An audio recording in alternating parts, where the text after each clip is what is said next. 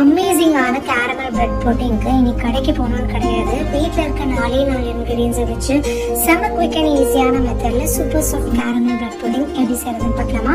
இதுக்கு ஃபர்ஸ்ட் நம்ம caramel ready பண்ணிடலாம். ஒரு சின்ன கப்பில் சுகர் எடுத்திருக்கேன்.